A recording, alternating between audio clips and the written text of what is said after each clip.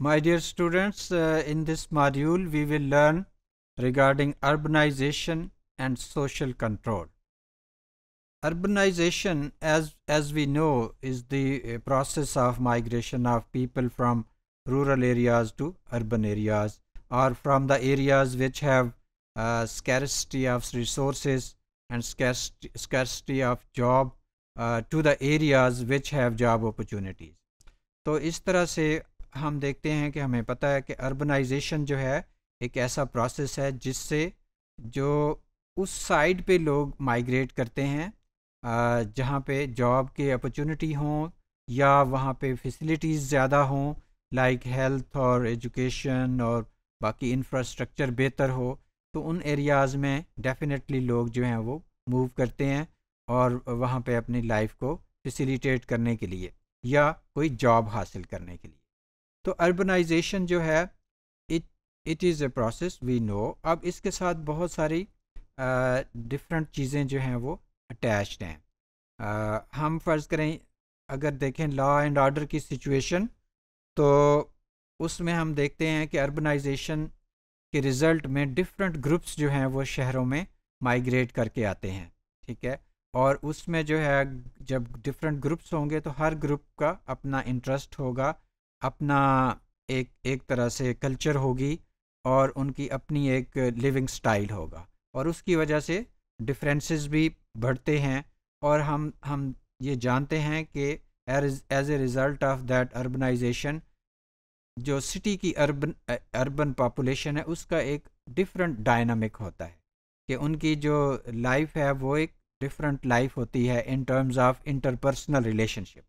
कि वहाँ पे हम देखते हैं कि लोगों के दरमियान जो गिव एंड टेक की बेसिस पे, ठीक है, बेनिफिट की बेसिस पे, प्रॉफिट एंड लॉस की बेसिस पे रिलेशनशिप जो है वो एस्टेब्लिश होते हैं, और उस तरह की इंटीमेसी नहीं होती जैसे हम रूरल सेटिंग में देखते हैं. तो इस तरह से अर्बनाइजेशन के साथ डिफरेंट प्रॉब्लम्स भी अटैच्ड होते हैं. Strong city planning essential to manage difficulties as the urban population grow larger. अब उसके लिए अल्टीमेटली एक इफ़ेक्टिव जो प्लानिंग है that is required on the part of city management या सिटी एडमिनिस्ट्रेटर्स, ताकि किसी भी किस्म के जो मसले मसाइल हैं उनको कम किया जा सके.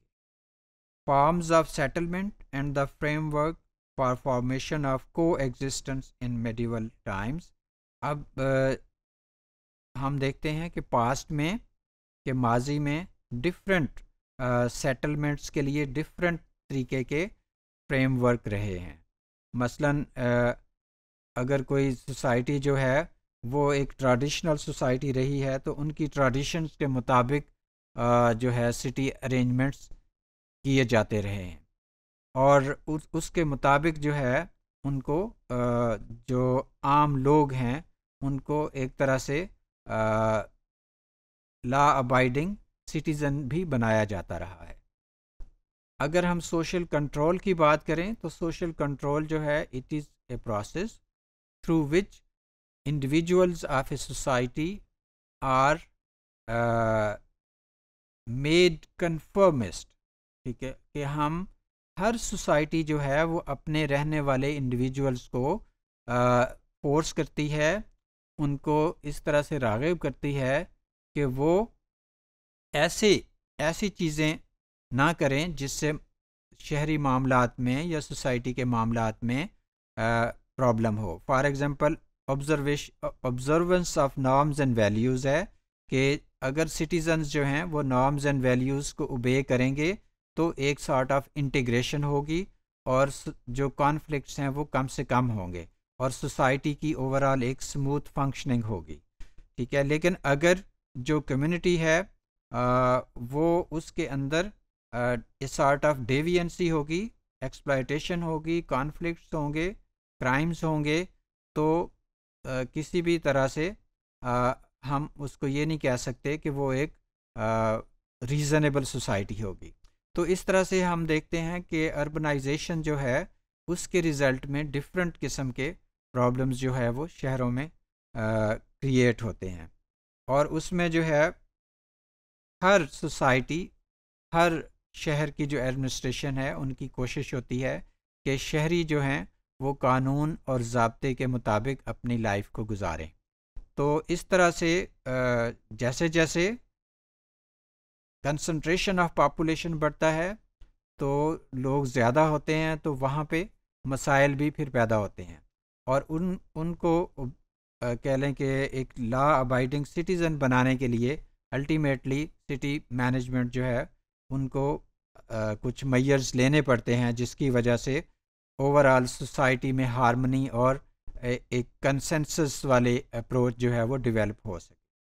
Societies use social control, the mechanism used to control unruly and deviant members of a society to establish conformity।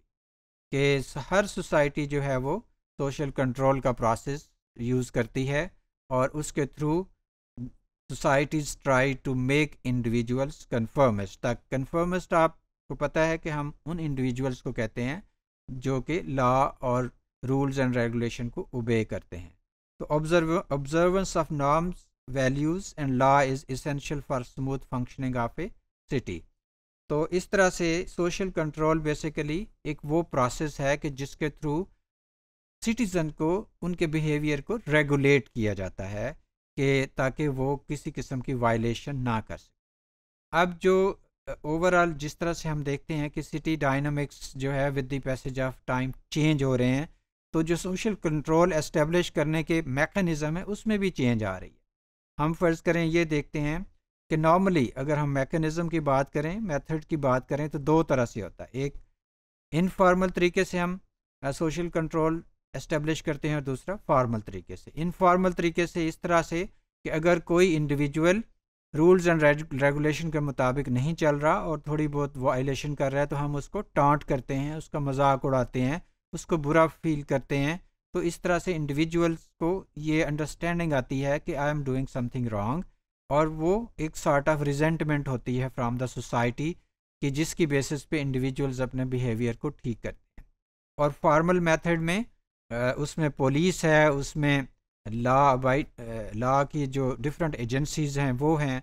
आज के दौर में हम अगर देखें तो जैसे सेफ सिटी का कॉन्सेप्ट है, उसके थ्रू जो है सिटीज़न्स की मूवमेंट जो है उसको हम कंट्रोल कर सकते हैं।